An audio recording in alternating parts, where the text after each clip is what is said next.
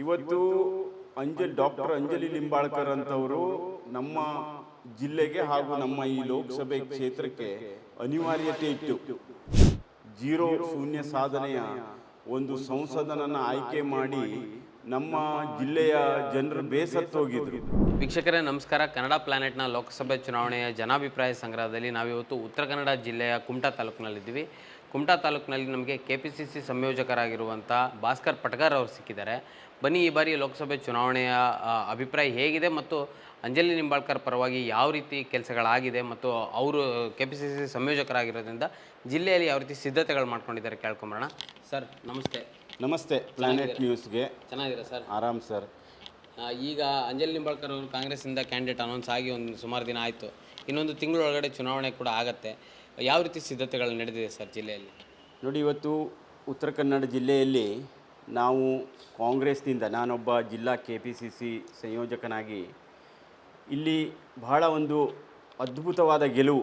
ನಮ್ಮ 8 ವಿಧಾನಸಭಾ ಕ್ಷೇತ್ರದಲ್ಲಿ 6 ವಿಧಾನಸಭಾ ಕ್ಷೇತ್ರ ಇವತ್ತು ನಮ್ಮ ಕೈಲಿದೆ. ಹಾಗೆ ಇವತ್ತು ನಮ್ಮ ಯಲ್ಲಾಪುರ ವಿಧಾನಸಭಾ ಕ್ಷೇತ್ರದಲ್ಲೂ ನಮಗೆ ಹೆಬ್ಬಾರವರ ಪುತ್ರ ಇವತ್ತು ಸೇರ್ಪಡೆ ಆಗಿರೋದು ಮತ್ತಷ್ಟು ಆನೆ ಬಲ ಬಂದಂತ ಆಗಿದೆ. ಇವತ್ತು ಡಾಕ್ಟರ್ ಅಂಜಲಿ ಲಿಂಬಾಳ್ಕರ್ ಅಂತವರು ನಮ್ಮ ಜಿಲ್ಲೆಗೆ ಹಾಗೂ ನಮ್ಮ ಈ ಲೋಕಸಭೆ ಕ್ಷೇತ್ರಕ್ಕೆ ಅನಿವಾರ್ಯತೆ ಇತ್ತು. ಯಾಕಂತಂದರೆ ಇವತ್ತು ಈ ಜಿಲ್ಲೆಯ ದುರಂತ ಅಂತಂದರೆ, ನಮ್ಮ 30 ವರ್ಷಗಳಿಂದ ಒಬ್ಬ ಅನಂತಕುಮಾರ್ ಹೆಗಡೆ ಅನ್ನುವ ಒಂದು ಅವಿವೇಕಿ ಜೀರೋ ಶೂನ್ಯ ಸಾಧನೆಯ ಒಂದು ಸಂಸದನನ್ನು ಆಯ್ಕೆ ಮಾಡಿ ನಮ್ಮ ಜಿಲ್ಲೆಯ ಜನರು ಬೇಸತ್ತೋಗಿದ್ರು. ಇವತ್ತು ರಾಜ್ಯದಲ್ಲಿ ಕಾಂಗ್ರೆಸ್ ಪರವಾದ ಅಲೆನೂ ಇತ್ತು. ಹಾಗೆ ನಮಗೆ ಒಂದು ಉತ್ತಮವಾದ ಡಾಕ್ಟರ್ ಅಂಜಲಿ ಲಿಂಬಾಳ್ಕರ್ ಅಂತ ಒಂದು ಉತ್ತಮವಾದ ಡಾಕ್ಟ್ರನ್ನು ಇವತ್ತಿಲ್ಲಿ ಅವರು ಒಂದು ಆಸ್ಪತ್ರೆ ಬೇಕು ಎನ್ನುವ ಕೂಗು ದೊಡ್ಡ ಮಟ್ಟದಲ್ಲಿದೆ ನಮ್ಮ ಜಿಲ್ಲೆಯಲ್ಲಿ. ಅದಕ್ಕೆ ಪೂರಕವಾಗಿ ಅವರು ಖಾನಾಪುರದಲ್ಲಿ ಒಂದು ದೊಡ್ಡ ಆಸ್ಪತ್ರೆಯನ್ನು ಸಹ ಮಾಡಿದ್ದಾರೆ. ಮುಂದಿನ ದಿನಗಳಲ್ಲಿ ಸಂಸದರಾಗಿ ಮಲ್ಟಿ ಸ್ಪೆಷಾಲಿಟಿ ಆಸ್ಪತ್ರೆ ಅಲ್ಲ, ಏಮ್ಸ್ನಂಥ ಕೇಂದ್ರ ಸರ್ಕಾರದ ಒಂದು ಆಸ್ಪತ್ರೆಯನ್ನು ತರುವಲ್ಲೂ ಅವರಿಗೆ ಒಂದು ಎಜುಕೇಷನ್ನು ಡಾಕ್ಟ್ರ್ ಆದ್ದರಿಂದ ಅವರು ಪಾರ್ಲಿಮೆಂಟಲ್ಲಿ ಮಾತಾಡಿ ತರುವಂಥದ್ದು. ಹಾಗೆ ನಮ್ಮ ಜಿಲ್ಲೆಯ ಸಾಕಷ್ಟು ಮೀನುಗಾರರು ಇರ್ಬೋದು, ಸಾಕಷ್ಟು ಹಿಂದುಳಿದ ವರ್ಗ, ಈಡಿಗರು, ಆಲಕ್ಕಿ, ಒಕ್ಕಲಿಗರು, ಸಾಕಷ್ಟು ಇದೊಂದು ಭೌಗೋಳಿಕವಾಗಿ ವಿಸ್ತಾರವಾದ ಜಿಲ್ಲೆ. ಈ ಎಲ್ಲ ಜಿಲ್ಲೆಗೆ ಇವತ್ತು ಸೂಕ್ತವಾದ ನಮ್ಮ ಕಾಂಗ್ರೆಸ್ ಅಭ್ಯರ್ಥಿ ಉತ್ತಮ ಆಯ್ಕೆ ಅನ್ನೋದು ನಮ್ಮ ಅಭಿಪ್ರಾಯ ಅಲ್ಲ, ಇವತ್ತು ಜನಸಾಮಾನ್ಯರು ಹಾಗೂ ಮತದಾರರ ಅಭಿಪ್ರಾಯ ಆಗಿದೆ. ಸೂಕ್ತವಾದ ಅಭ್ಯರ್ಥಿಯನ್ನು ನಾವು ನಿಂಬಾಳ್ಕರನ್ನು ಆಯ್ಕೆ ಮಾಡಿದ್ದೇವೆ. ಇನ್ನು ಜಿಲ್ಲೆಯ ಸಮಸ್ಯೆಗಳ ಬಗ್ಗೆ ಹೇಳೋದಾದರೆ ಯಾವ ರೀತಿ ಸಮಸ್ಯೆಗಳಿದ್ದಾವೆ? ಇನ್ನು ನೀವು ನಿಂಬಾಳ್ಕರ್ ಅವ್ರನ್ನ ಆರಿಸಿ ತಂದರೆ ಅವರು ಬಹಳ ಮುಖ್ಯವಾಗಿ ಮಾಡಲೇಬೇಕಾದ ಕೆಲಸಗಳು ಏನಿರ್ಬೋದು? ನೋಡಿ, ನಮ್ಮ ಉತ್ತರ ಕನ್ನಡ ಜಿಲ್ಲೆ ಭೌಗೋಳಿಕವಾಗಿ ಬಹಳ ವಿಸ್ತಾರವಾದ ಜಿಲ್ಲೆ. ಇಲ್ಲಿ ಕೇಂದ್ರ ಸರ್ಕಾರದ ಸೀಬರ್ಡ್ ನೆವೆಲ್, ಏಷ್ಯಾದಲ್ಲೇ ಅತಿ ದೊಡ್ಡ ನೆವೆಲ್ ಇದೆ, ಹಾಗೂ ಕೊಂಕಣ ರೈಲ್ವೆ ಇದೆ, ಹಾಗೂ ನಮ್ಮ ಕೈಗಾ ಅಣು ಸ್ಥಾವರ ಇದೆ, ಹಾಗೂ ಇಲ್ಲಿ ಚತುಷ್ಪಥ ಕಾಮಗಾರಿ IRB, ಈ ರೀತಿಯ ಸಾಕಷ್ಟು ಕೇಂದ್ರ ಸರ್ಕಾರದ ಒಂದು ಯೋಜನೆಗಳು ಇಲ್ಲಿ ಬಂದಿದ್ದಾವೆ. ಆದರೆ ಈ ಯೋಜನೆಯನ್ನು ಸರಿಯಾಗಿ ಅನುಷ್ಠಾನಗೊಳಿಸುವಲ್ಲಿ, ವಿಶೇಷವಾಗಿ ಇಲ್ಲಿ ಕಲಿತಂಥ ಮಕ್ಕಳಿಗೆ ಉದ್ಯೋಗ ಕೊಡಿಸುವಲ್ಲಿ, ಹಾಗೂ ಇಲ್ಲಿ ಅವರಿಗೆ ಏನು ಜಾಗ ಕಳ್ಕೊಂಡಿದ್ದಾರೆ ಅವರಿಗೆ ಪರಿಹಾರ ಕೊಡಿಸುವಲ್ಲಿ ಎಲ್ಲ ಈ ಒಂದು ನಮ್ಮ BJP ಸರ್ಕಾರ ಹಾಗೂ ಇಲ್ಲಿ ಸಂಸದರು ಇಷ್ಟು ವರ್ಷ ವಿಫಲರಾಗಿದ್ದರು. ಪ್ರಪ್ರಥಮವಾಗಿ ನಮ್ಮ ಡಾಕ್ಟರ್ ಅಂಜಲಿ ಲಿಂಬಾಳ್ಕರ್ ಆಯ್ಕೆಯಾದ ನಂತರದಲ್ಲಿ ಮೊದಲು ಮಾಡಬೇಕಾಗಿರೋ ಕೆಲಸನೇ ಇದು. ಈ ಒಂದು ಸೀಬರ್ಡು, ಕೊಂಕಣ ರೈಲ್ವೆ, ಕೈಗಾ, ಹಾಗೂ ಈ ಥರದ ಒಂದು ಸಾಕಷ್ಟು ಮೀನುಗಾರರ ಸಮಸ್ಯೆ ಇರ್ಬೋದು, ಅಡಿಕೆ ತೋಟದ ಸಮಸ್ಯೆ ಇದೆ. ಇದೆಲ್ಲ ಏನೂ ಮಾಡದೆ ಇವತ್ತು ಪಾರ್ಲಿಮೆಂಟ್ನಲ್ಲಿ ಮಾತಾಡುವಂಥ ಆ ದಮ್ಮು ತಾಕತ್ತು ಏನಿದ್ರು ತೋರಿಸಿರೋದು ಅವ್ರ ಜಿಲ್ಲೆಯಲ್ಲಿ. ಅದು ಆ ದಮ್ಮು ತಾಕತ್ತು ಇವತ್ತಲ್ಲಿ ತೋರಿಸಿದ್ರೆ ಅವರು ಇವತ್ತು ಅವರನ್ನು BJPಯಿಂದ ಕಿತ್ತಾಕ್ತಾ ಇರಲಿಲ್ಲ. ಅಂಥ ಅಯೋಗ್ಯ ಕೊಟ್ಟಿದ್ದಾರೆ. ಅಂಥ ಸಮಸ್ಯೆಗಳಿಗೆ ಇವತ್ತು ಕಾಂಗ್ರೆಸ್ ಬಂದ ನಂತರ ಇಮ್ಮಿಡಿಯೇಟಾಗಿ ಉತ್ತರ ಸಿಗ್ತದೆ ಇಲ್ಲಿ. ಇನ್ನು ಅನಂತಕುಮಾರ್ ಹೆಗಡೆ ಅವರು ಒಂದು ಸ್ಟೇಟ್ಮೆಂಟ್ ಕೊಟ್ಟಿದ್ದರು ಇತ್ತೀಚೆಗೆ, ಸಂವಿಧಾನ ಬದಲಾವಣೆ ಮಾಡ್ತೀವಿ, 400 ಸೀಟ್ ಅಂದರೆ 400 ಸೀಟ್ ಕೊಟ್ಟರೆ ನಾವು ಬದಲಾವಣೆ ಮಾಡಿ ತೋರಿಸ್ತೀವಿ ಅಂತ ಹೇಳಿದರು. ಆ ಸ್ಟೇಟ್ಮೆಂಟ್ ಬಗ್ಗೆ ನೀವೇನು ಹೇಳ್ತೀರಾ ಸರ್? ನೋಡಿ, ಇವತ್ತು ಅನಂತಕುಮಾರ್ ಹೆಗಡೆ ಅಂತವರು ಇದು ಒಂದೇ ಬೇಜವಾಬ್ದಾರಿ ಹೇಳಿಕೆಯನ್ನಲ್ಲ, ಸಾಕಷ್ಟು ಈ ಥರದ ಬೇಜವಾಬ್ದಾರಿಯನ್ನು ಹೇಳಿಕೆಯನ್ನು ಕೊಡುವ ಮುಖಾಂತರನೇ ಅವರು ಜಿಲ್ಲೆಯಲ್ಲಿ ಹಾಗೂ ರಾಜ್ಯದಲ್ಲಿ ಪ್ರಾಮುಖ್ಯತೆಯನ್ನು ಪಡೆದರು. ಸಂವಿಧಾನ ಬದಲಾವಣೆ ಮಾಡಲಿಕ್ಕೆ ಅಂಬೇಡ್ಕರ್ ಅವರು ಅವರು ಮಾಡಿರೋದು. ಇವರೇನು ಹೊಸದಾಗಿ ಸಂವಿಧಾನ ಬದಲಾವಣೆ ಮಾಡಲಿಕ್ಕೆ ಇವ್ರಿಗೆ ಯಾವುದೇ ಹಕ್ಕಿಲ್ಲ.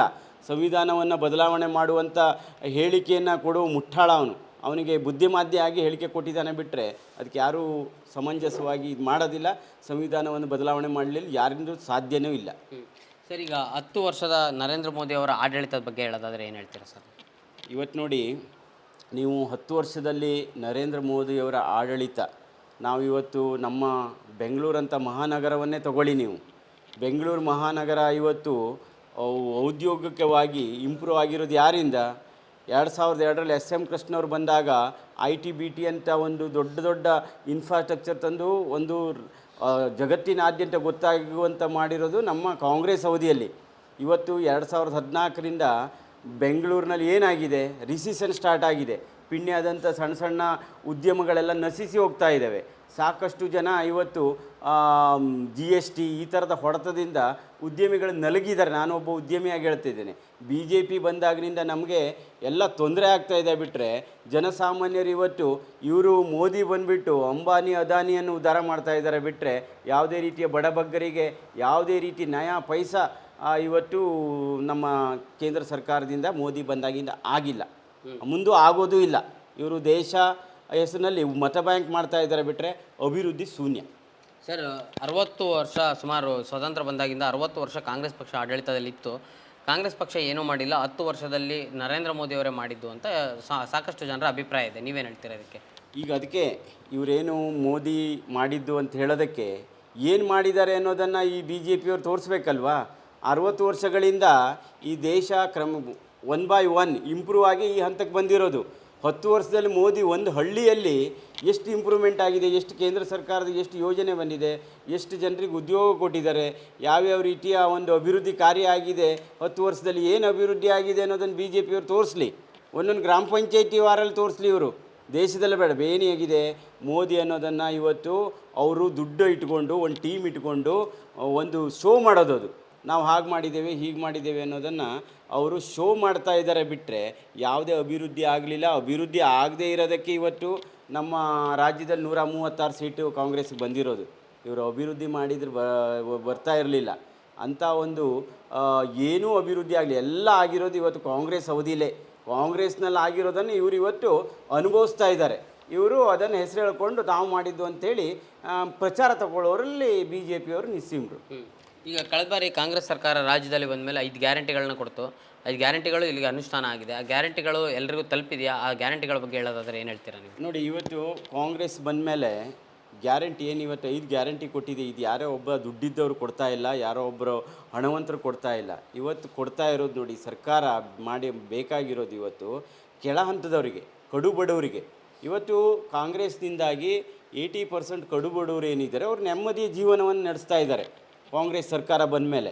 ಇದು ಈ ಗ್ಯಾರಂಟಿ ಯೋಜನೆ ಸಮರ್ಪಕವಾಗಿ ಅನುಷ್ಠಾನ ಆಗಿದೆ. ಇವತ್ತು ನೋಡಿ, ಶಕ್ತಿ ಯೋಜನೆಯಿಂದ ಮಹಿಳೆಯರೆಲ್ಲ ಎಲ್ಲ ಕ್ಷೇತ್ರಗಳಿಗೆ ಹಾಗೂ ನೋಡಿದ ಜಾಗವನ್ನೆಲ್ಲ ನೋಡ್ಕೊಂಡು ಬಂದರು. ಅಂದರೆ ಇಷ್ಟು ವರ್ಷದಲ್ಲಿ ಯಾರೂ ಏನೂ ಕೊಡದಿದ್ದಂಥದ್ದನ್ನು ಇವತ್ತು ನಿನ್ನೆ ಒಬ್ಬ ವಿದ್ಯಾರ್ಥಿ ಹೇಳ್ತಾ ಇದ್ದ, ನಾನು ನಮ್ಮ ಅಮ್ಮನ ದುಡ್ಡಿನಲ್ಲಿ ಓದಿ ಇವತ್ತು ಕಾಂಗ್ರೆಸ್ ಕೊಟ್ಟಂಥ ಯೋಜನೆಯಲ್ಲಿ ದುಡ್ಡಿನಲ್ಲಿ ಓದಿ ಇವತ್ತು ಪಾಸಾಗಿದ್ದೀನಿ, ರ್ಯಾಂಕ್ ತೊಗೊಂಡಿದ್ದೀನಿ. ಸಾಕಷ್ಟು ಇವತ್ತು ಅನುಕೂಲ ಆಗಿದೆ ಈ ಯೋಜನೆಯಿಂದ. ಇನ್ನು ಮುಂದೂ ಹೇಳೋದ್ನಲ್ಲ, ಈ ಥರದ ಯೋಜನೆಗಳಿಂದ ಮಾತ್ರ ನಮ್ಮ ರಾಜ್ಯದ ಅಭಿವೃದ್ಧಿ ಸಾಧ್ಯ. ಸರ್, ಈ ಕರಾವಳಿ ಭಾಗ ಇತ್ತೀಚೆಗೆ ಒಂದು ಹೆಸರು ಮಾಡಿತ್ತು, ಹಿಂದುತ್ವದ ಬೆಲ್ಟ್ ಅಂತ ಕೂಡ ಹೇಳಿದರು. ಹಿಂದುತ್ವ ಅಂದರೆ BJP ಅಂದರೆ ಹಿಂದುತ್ವ ಅನ್ನುವ ಒಂದು ಸಾಮಾನ್ಯ ಅಭಿಪ್ರಾಯ ಕೂಡ ಕ್ರಿಯೇಟ್ ಆಗಿತ್ತು. ಈ ಬೆಲ್ಟಲ್ಲಿ ನೀವು ಕಾಂಗ್ರೆಸ್ ಮತಗಳನ್ನ ಹೇಗೆ ಪಡಿತೀರಾ ಅಂತ? ಇಲ್ಲ, ನಮ್ಮ ಜಿಲ್ಲೆಯಲ್ಲಿ ಯಾವತ್ತೂ ನಾವು ಹಿಂದುತ್ವದ ಮೇಲೆ ಓಟ್ ಹಾಕೋದಂಥದ್ದಿಲ್ಲ. ಯಾವುದೋ ಒಬ್ಬ ಆವಾಗ ಪರೇಶ್ ಮೇಸ್ತಾ ಅಂಥೇಳಿ ಲಾಸ್ಟ್ 2018ರಲ್ಲಿ ವಿಧಾನಸಭೆಯಲ್ಲಿ ಇಟ್ಕೊಂಡ್ರು ಅವರು. ಅಂಥ ಒಂದು ಫಲಾನುಭವಿ ಹೆಸರಿನಲ್ಲಿ ಅವರೆಲ್ಲ ಆರಿಸಿ ಬಂದಿದ್ದರು. ಆದರೆ ಅವನಿಗೆ ಇವತ್ತು ನ್ಯಾಯ ಕೊಡಿಸ್ಲಿಕ್ಕೆ ಆಗಲ್ಲ. CBI ರಿಪೋರ್ಟ್ ಏನು ಬಂತು, ಅದ್ರ ಮೇಲೆ ನ್ಯಾಯ ಕೊಡಿಸ್ಲಿಕ್ಕೆ ಆಗಲಿಲ್ಲ ಅವರು. ಇಲ್ಲಿ ಹಿಂದುತ್ವ ಅಜೆಂಡಾ ಎಲ್ಲೂ ವರ್ಕೌಟ್ ಆಗಲಿಲ್ಲ. ನಮ್ಮ ಉತ್ತರ ಕನ್ನಡ ಜಿಲ್ಲೆಯಲ್ಲಿ ಯಾರು ಇವತ್ತು ಎಷ್ಟೋ ಜನ ಹಿಂದೂ ಯುವಕರು ಇವರು ಏನಾದರೂ ಒಂದು ಹಿಂದುತ್ವದ ಹೆಸರಿನಲ್ಲಿ ಹೋರಾಟ ಆದಾಗ ಯಾವುದೋ ಒಬ್ಬ ಮುಖಂಡರುಗಳು BJP ಮುಖಂಡರುಗಳ ಮಕ್ಕಳೆಲ್ಲ ಇವತ್ತು ಫಾರಿನ್ನಲ್ಲಿ ಓದ್ತಾ ಇದ್ದಾರೆ. ಎಲ್ಲಿ ಹೋಗ್ತಾಯಿದ್ರು? ಇವರ ಮಕ್ಕಳು ಬಂದು ನಿಲ್ಲಿಸಲಿಲ್ಲ. ಇವರು ಯಾರೋ ಒಬ್ಬ ಅಮಾಯಕರ ಮಕ್ಕಳನ್ನು ನಿಲ್ಲಿಸಿ ಕೇಸ್ ಹಾಕ್ಸ್ಕೊಂಡು ಅವ್ರು ಇವತ್ತು ಅಲ್ದಾಡ್ತಾ ಇದ್ದಾರೆ ಬಿಟ್ಟರೆ ಇವತ್ತು ಹಿಂದುತ್ವ ಹೆಸರಿನಲ್ಲಿ ಅವ್ರು ಕೇಳಬೇಕಾಗಿಲ್ಲ. ನಾವು ಇವತ್ತು ಕಾಂಗ್ರೆಸ್ನವರು ಇಲ್ಲಿ ಸಾಕಷ್ಟು ದೇವಸ್ಥಾನಗಳಿಗೆ ಎಲ್ಲದಕ್ಕೂ ನಾವು ಇವತ್ತು ಅಭಿವೃದ್ಧಿಗೆ ಹಣ ಕೊಡ್ತಾ ಇರೋದು ಕಾಂಗ್ರೆಸ್ ಅಲ್ಲಿಂದಿಲ್ಲನೂ. ದೇವಸ್ಥಾನ ಅಭಿವೃದ್ಧಿ ಆಗಿದೆ, ಹಿಂದೂಗಳ ದೇವಸ್ಥಾನ ಅಭಿವೃದ್ಧಿ ಆಗಿರೋ ಕಾಂಗ್ರೆಸ್ ಅವಧಿಯಲ್ಲಿ. ಇವರೇನು ಬಿ ಜೆ ಪಿ ಅವಧಿಯಲ್ಲಿ ಆಗಲಿಲ್ಲ. ಇಲ್ಲಿ ನಾವು ಇವತ್ತು ಹಿಂದೂಗಳು ಕಾಂಗ್ರೆಸ್ನಲ್ಲಿರೋರೆಲ್ಲ ಈಗ ಎಲ್ಲ ಹಿಂದೂಗಳೇ ಹೈಯೆಸ್ಟ್ ಇರೋದು ಕಾಂಗ್ರೆಸ್ನಲ್ಲಿ. ಅವರು ಹಿಂದುತ್ವದ ಪಾಠನ ಈ ಜಿಲ್ಲೆಯಲ್ಲಿ ಅವ್ರದ್ದು ಆಗೋದಿಲ್ಲ. ಅಲ್ಲ, 200% ಹೇಳ್ತೇನೆ. 10 ವರ್ಷದ ಈ ಒಂದು ಕೇಂದ್ರ ಸರ್ಕಾರ ಮೋದಿಯವರ ಆಡಳಿತ ವಿಫಲತೆ ಎದ್ದು ಕಾಣ್ತದೆ. ಇವತ್ತು ಕೋಟ್ಯಾಂತರ ಜನ ಯುವಕರಿಗೆ ಉದ್ಯೋಗ ಕೊಡ್ತೀನಿ ಅಂತ ಹೇಳಿದ್ರು. ಎಲ್ಲೂ ಒಂದು ಉದ್ಯೋಗ ಸೃಷ್ಟಿ ಆಗಲಿಲ್ಲ. ಸಾಕಷ್ಟು ಜನ ಕಲ್ತಂಥ ಇಂಜಿನಿಯರ್ಗಳು ಎಲ್ಲ ಹೈ ಕ್ವಾಲಿಫೈಡು, ಡಿಪ್ಲೊಮಾ, ITI ಎಲ್ಲ ಥರದ ಹಂತದ ವಿದ್ಯಾರ್ಥಿಗಳು ಕಲ್ತಂಥವ್ರು ನಿರುದ್ಯೋಗಿಗಳಾಗಿದ್ದಾರೆ. ಇವತ್ತು ಉದ್ಯೋಗ ಸೃಷ್ಟಿ ಆಗ್ತಾನೇ ಇಲ್ಲ. ಕಾಂಗ್ರೆಸ್ ಗೌರ್ಮೆಂಟ್ ಅವಧಿಯಲ್ಲಿ ಸಾಕಷ್ಟು ಉದ್ಯೋಗಗಳ ಸೃಷ್ಟಿ ಆಗ್ತಿತ್ತು, ಸಾಕಷ್ಟು ಮೂಲಭೂತ ಸೌಕರ್ಯಗಳಿಗೆ ಒತ್ತು ಕೊಡ್ತಾಯಿದ್ರು. ಇವತ್ತು ಎಲ್ಲೂ ಮೂಲಭೂತ ಸೌಕರ್ಯಗಳಿಗೆ ಯಾವುದೇ ರೀತಿಯ ಅಭಿವೃದ್ಧಿ ಆಗಲಿಲ್ಲ. ಇವರು ಈ ಥರದ್ರಲ್ಲಿ ಮತ್ತು ಇವತ್ತು GSTಯಿಂದ ಸಾಕಷ್ಟು ಉದ್ಯಮಗಳೆಲ್ಲ ನಶಿಸಿ ಹೋಗ್ತಾ ಇದ್ದಾವೆ. ಹಣದುಬ್ಬರ, ಇವತ್ತು ಹಣ ಬದಲಾವಣೆಯಿಂದ ಸಾಕಷ್ಟು ಜನರಿಗೆ ಎಲ್ಲ ರೀತಿಯ ತೊಂದರೆ ಆಗಿರೋದು ಇವತ್ತು BJP ಗೌರ್ಮೆಂಟ್ನಿಂದ, ಕೇಂದ್ರ ಸರ್ಕಾರದ ಮೋದಿ ಸರ್ಕಾರದಿಂದ. ಜನರು ವಿರೋಧದಲ್ಲೇ 10 ವರ್ಷ ಆಯಿತು, ಸಾಕು ಅಂತ ಹೇಳುವಂಥ ಒಂದು ಮನೋಭಾವನೆ ಎಲ್ಲರಲ್ಲೂ ಬಂದಿದೆ. ಮುಂದಿನ ದಿನಗಳಲ್ಲಿ ಕೇಂದ್ರ ಸರ್ಕಾರದಲ್ಲಿ ನಮ್ಮ ಕಾಂಗ್ರೆಸ್ ಗೌರ್ಮೆಂಟು ಕೊಳ್ಳೋದ್ರಲ್ಲಿ ಮಾತೇ ಇಲ್ಲ. Okay, thank you sir. KPCC ಸಂಯೋಜಕರಾಗಿರುವ ಭಾಸ್ಕರ್ ಪಟ್ಕರ್ ಅವರ ಮಾತಾಗಿತ್ತು. ಇದೇ ಥರ ಇನ್ನು ಸಾಕಷ್ಟು ಸುದ್ದಿಗಳಿಗಾಗಿ ಕನ್ನಡ ಪ್ಲಾನೆಟ್ನ ಸಬ್ಸ್ಕ್ರೈಬ್ ಮಾಡಿ. ಧನ್ಯವಾದ.